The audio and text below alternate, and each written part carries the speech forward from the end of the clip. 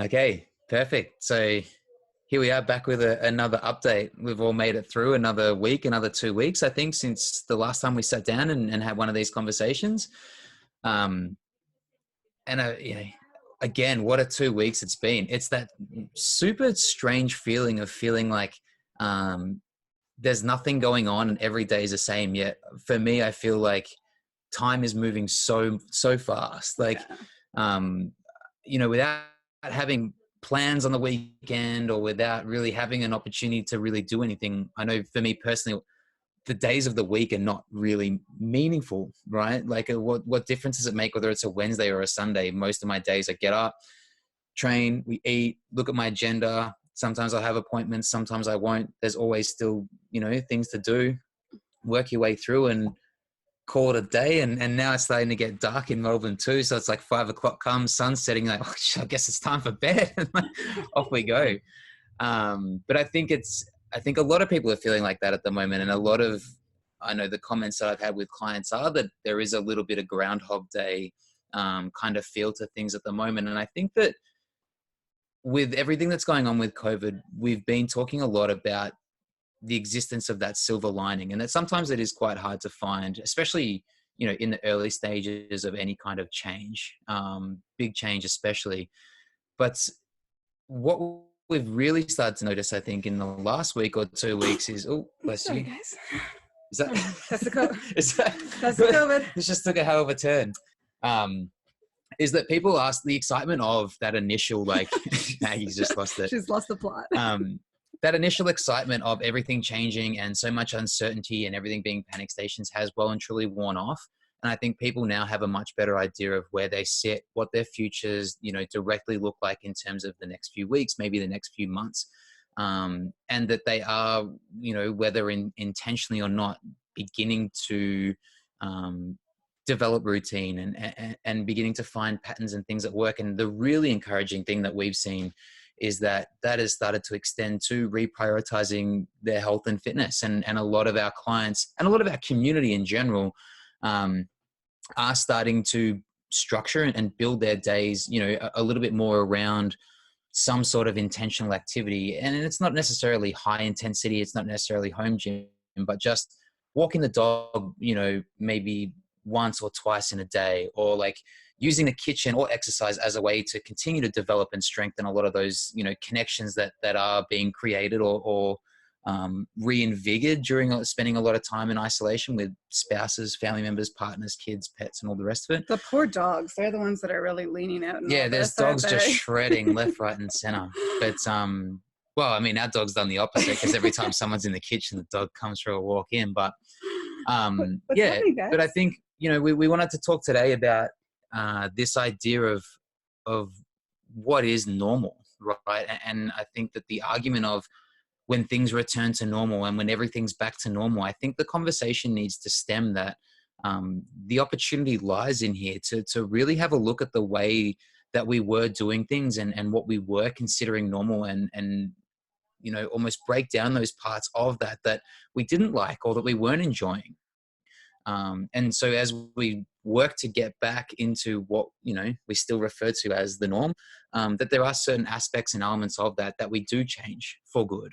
And I think that the reprioritizing of health in general is hopefully something that really stays with us, that, people do have the ability to cook, and you can make time to be active, and you can involve that as a family, to spend more time together and have more quality time together, but also be working towards those goals, that they're not mutually attainable.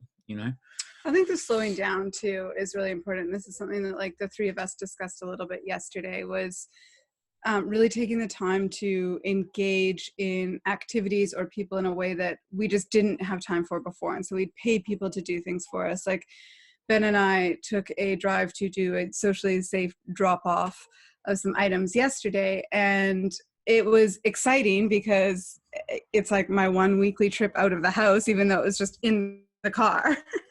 But it's like, normally you would have just, okay, order this online, get it delivered to them, like get some flowers dropped off.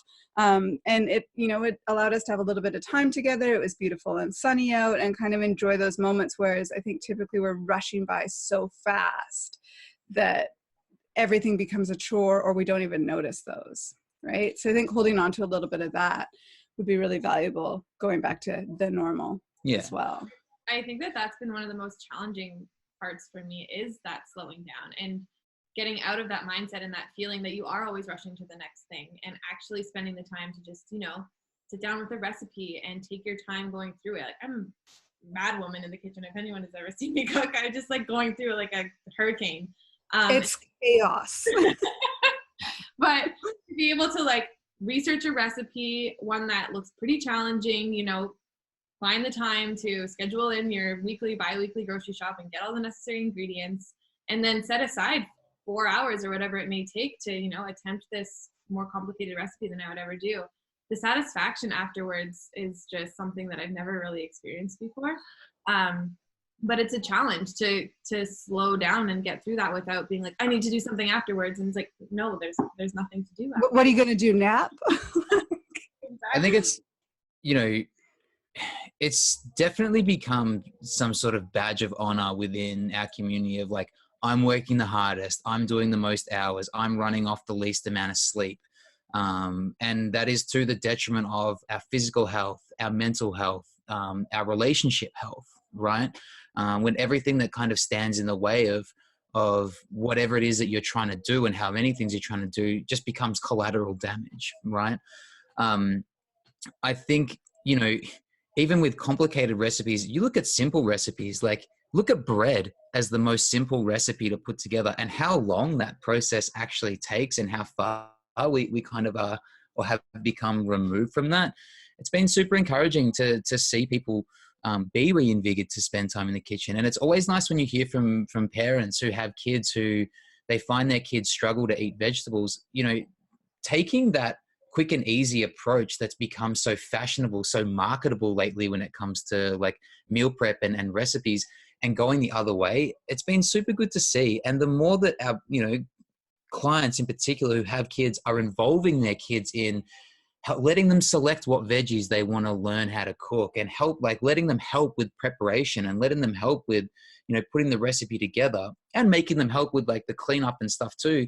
Kids are much more likely to want to eat and want to partake in that meal because they have had a hand in putting it all together. And it's not just, right, it's dinner time, sit down, eat this, and then don't complain, have the fight for 2 hours and then clear up, right? So I think it's super important to keep in mind, you know, sharing meals and the hunter gathering and coming together and the way that we all tend to socialize and you meet new people and you celebrate with food. Like, it's nice to see us kind of reverting back and starting to become a little bit more in touch, you know, with the real power of food in terms of building relationships and connection and stuff like that, and how much enjoyment you can get, not just from taste, which, you know, has been bastardized even more so in the last like couple of decades, but just to sit around, to use it as a way of like enjoying it, having company and all the rest of it is it's just nice. It's just nice to see, you know, teaching children patience. Yeah, exactly. Learning patience. Myself patience. Oh, yeah, that's just not a skill I'm ever convinced I'll acquire. So patience. Ain't that the truth? Yeah. So I guess, and that's, you know, that's what we talk about when we, you know, do talk about returning to normal. Is I would hate to think that it's like, okay, well, COVID was intense for like a month, but now it's straight back to the grind and like straight back to potentially the job that I don't enjoy and the career that I don't really want, and back to like not seeing my family and back to grabbing food as a means of convenience of whatever's around. And I'd hate to see that. I would really hate to see that. So my hope is that like we are learning the lessons that surround like the importance of food and activity and health. Like everyone that's basically come into this, that's been paying attention to their health, has such a huge like foot up on the rest of the community that's just let it go by the wayside, that this is your reward, especially. And we can only talk from our own experience in Melbourne, where, you know, I think we had one new case in the last 24 hours. I'm sure the tone of this conversation would be very different if we were living in NYC or in Italy, right? But I think that there is something to be said for particularly our community and the community that we aspire with, that we haven't had a lot of direct kind of issues with it, right? I don't know if that's true. I would say in Melbourne, maybe not necessarily, but like Maggie's had some personal experience. We've had clients who've had personal experience. So I definitely think that, people have been affected by it. But I would say by and large, our community that is going, hello, our puppies decided to join us. Our community that has gone into it with such a great baseline level to work from, and not only a level of health, but a level of empowerment and knowledge. It's a very different story for them than it is for a lot of people. And we're fortunate to be in a geographical part of the world that maybe isn't as severely affected at this point in time. Mm-hmm. Yeah. So it is funny, Mags, we talked yesterday as well about how many, us included, came off 2019 being like, geez, I hope we can just like 2020 just have a year of just like not so much hectic, like, and then obviously the whole world has been trying to manifest the same thing. We've over-manifested we've all created a pandemic, which has forced us to like sit down and take it a little bit easy. But yeah, I think it is important, as we're starting to build these routines. Like I said, I would hate to think that it gets to a point where it's like, okay, straight back to like what was. I think what's been really cool for me to see is the new clients who have come on board with MTMM during this time and are like, I'm going to take this downtime to start the ball rolling on my health and wellness and get to understand my needs a little bit better, because what else do I have to do? I think that's been a really cool attitude. But as any of us can attest, when you bring on a client, the first month to 2 months are extremely high support, as they kind of find their way and learn their path. And then, it gets to be a little bit less and less from there.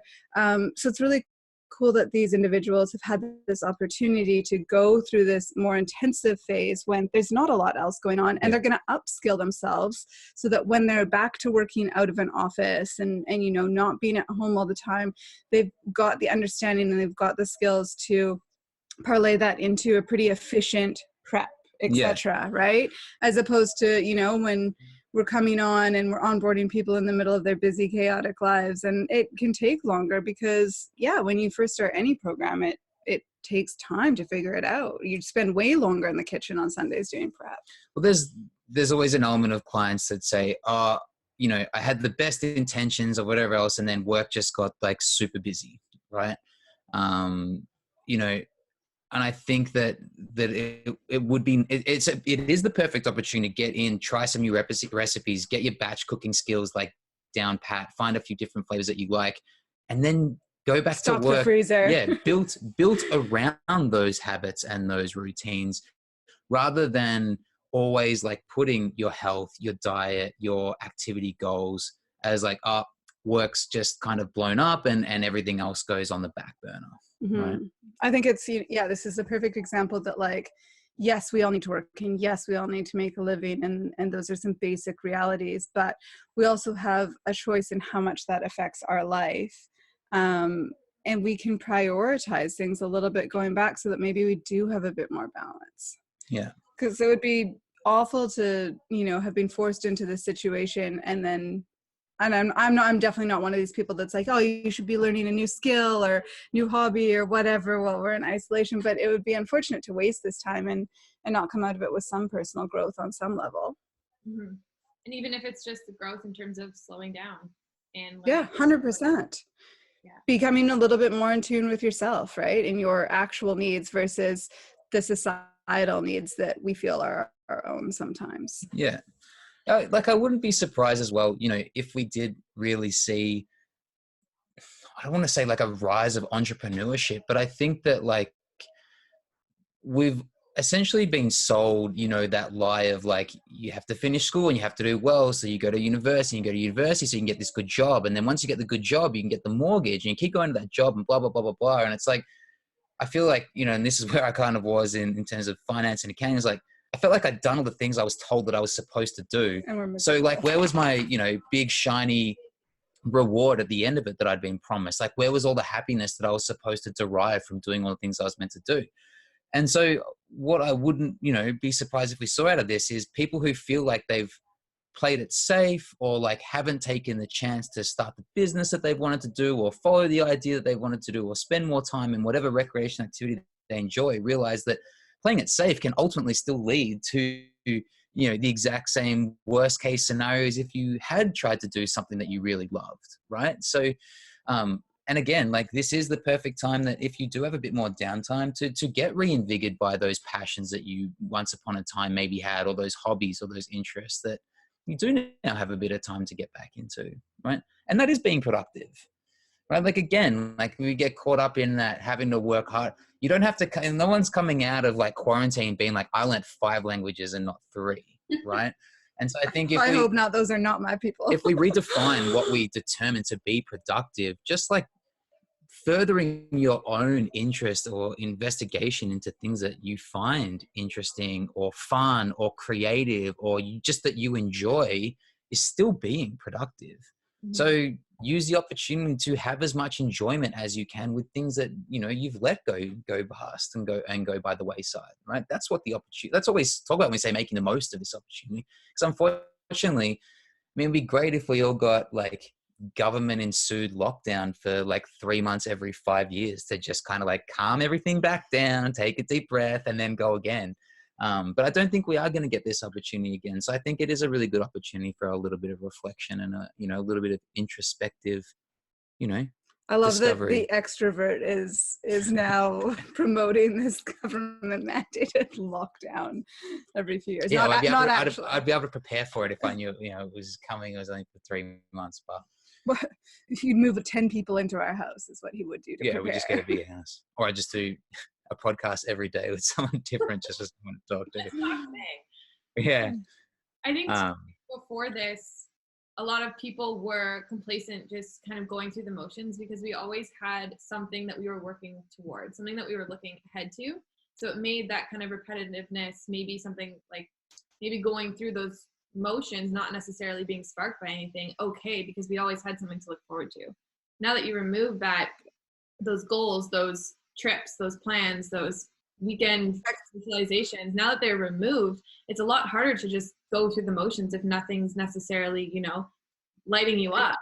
It shows us how reliant we are too on external motivation as opposed to enjoying the journey, right? Mm-hmm. Which is a huge lesson. And for some people might make them question why their goals are their goals. And, that's not a bad thing to have a think on.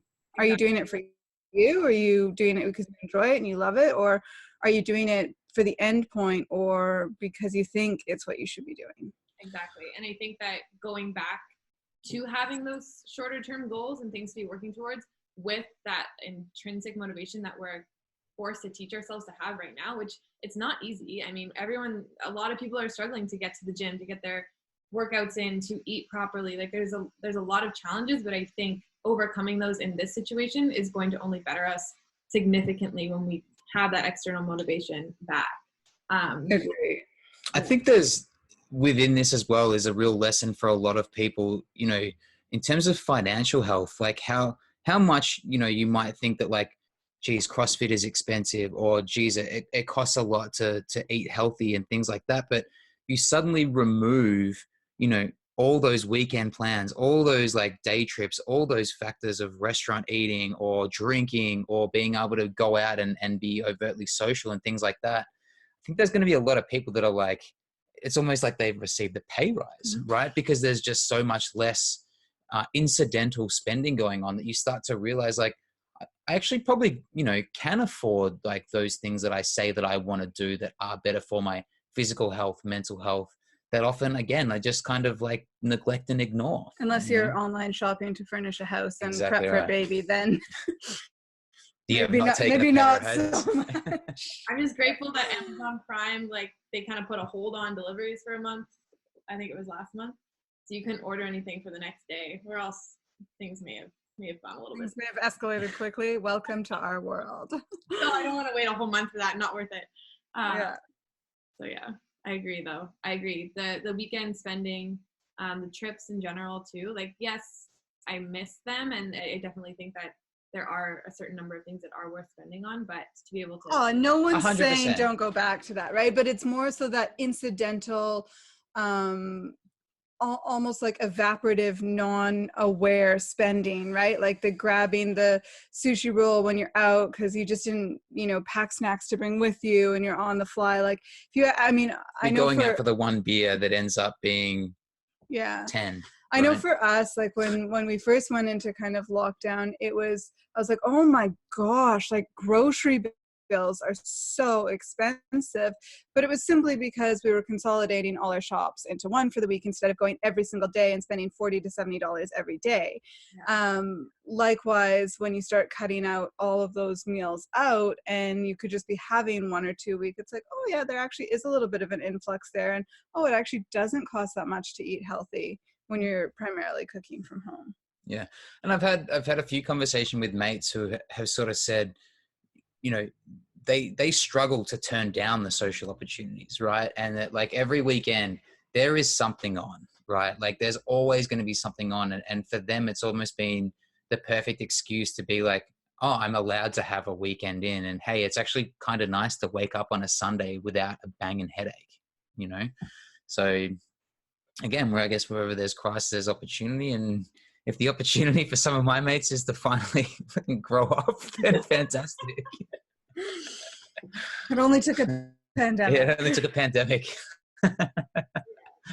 But that being said, there's also a lot of conversations going around of like, geez, I can't wait to like catch up and, have a few drinks and go wake out. Up Sunday with a banging headache. Wake up on a Sunday with a banging headache. So everything in balance and moderation, I guess. But yeah, I think that's kind of gone full circle. Like, I think, the point of the conversation that hopefully at some point we got to and got across is that, yeah, like and I think this is probably more applicable, especially here in Melbourne, where there is now a lot of talk about some of the lockdown, like protocols beginning to be lifted and beginning to return to normal, that this is the conversation that we have. And we say like, hey, like, let's just make sure we don't forget this whole experience in 2 weeks, let's go back to a better version of the new normal. Improve the version. And I think with every employer now being an employer of choice in terms of flexible work arrangements, like I think this will become the new normal, right?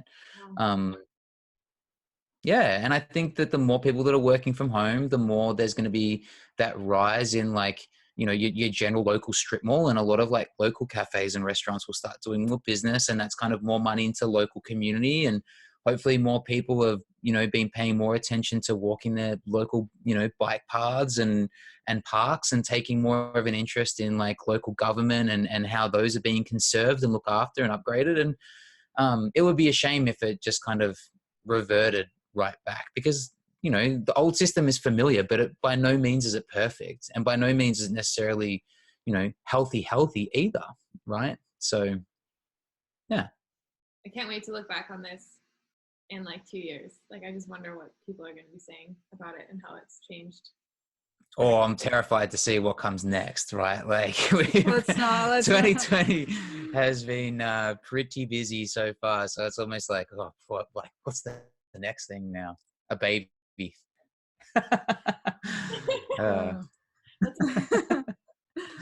So yeah, luckily that's just you. Any final thoughts? No final thoughts. Mags, any final thoughts? Not this moment. What's on you've been cooking up a storm lately. You've had some pretty decent recipes going up. Yeah, I've had a few people tell me that they've made Chinese dumplings, and theirs have been a lot more legit than the ones that I attempted. But they gave me credit because they said it would never have happened if it weren't for my... I didn't think yours looked that bad. Yeah, I thought yours looked good. The next thing you need to do is like, have you seen those purple yam dumplings? I literally saved that on Instagram yesterday. Yeah. I was like, Megs, get on this. I also need to order from Amazon one of the actual steamers so that I can do them properly. But this weekend... Back to the online shopping. Yeah, there we go again. This weekend I did a carrot cake, though, which I didn't love at first, but then I froze it and took it out of the freezer. And once it defrosted, it was really good. So I'll be putting that one up soon too. Ben's been hanging for me to make a carrot cake. It was so easy. I get it up. Yeah, I want carrot cupcake though. We have a problem in this house of like Overconsumption, overproducing and overconsuming. Ben asked me what I wanted for my birthday this year, and obviously like we settle on our new house on my actual birthday, and we didn't bring anything from Canada, so we're furnishing it from scratch. So I was like, yeah, no, I'm good. I think we've got that covered. I was like, I want you to make me a cake. And so but I'm very specific about like this chocolate cake that I want with this like buttercream. Totally off plan. She's like, you can do multi-layer. I'm like, I'm getting a cake in a box and I'm adding water. Like, so I've been tagging him on Instagram and like 7 cakes a day. But now my IG feed is all like desserts. I'm like, this is so bad. like that's horrible. I know. I did that to myself as well this weekend. But yeah. So there might be a chocolate cake recipe coming up, but I don't think it's going to be too macro friendly. Yeah. But hey, at least we'll calculate the macros so people can account for it. Exactly right. Yeah. And then you get your M. Rolfs and your Cam Kushlers who are on your 4,000 calories a day anyway that can just eat the cake and continue on their merry way, right? But they choose broccoli water instead. Yeah. Right. Love you. All right. I think we should call it there before this gets into too much silliness. Yeah. I will end it now, but looking forward to the next one, see where we're at in a couple weeks. Yes. Yeah, good to chat. For anyone listening, stay peeled to the actual podcast as well, More Than Macros podcast. We had Erica Yamasaki on this week. That's a really good episode. If you're looking for something to listen to while you're going out for your daily walks, that's a really good one. And Kieran Kennedy, Dr. Kieran Kennedy, coming up this week, and he talks us all through both mental, physical health, the connection there, and the impact of COVID. So some pretty cool conversations coming up. Definitely. Looking forward to it. All right. Thanks, Mags. Okay. Stay peeled. That's a new one. I've never heard that one before. What? Make like a banana and split. Not applicable in this situation. All right. Ending it here. Thanks, Mags. Bye.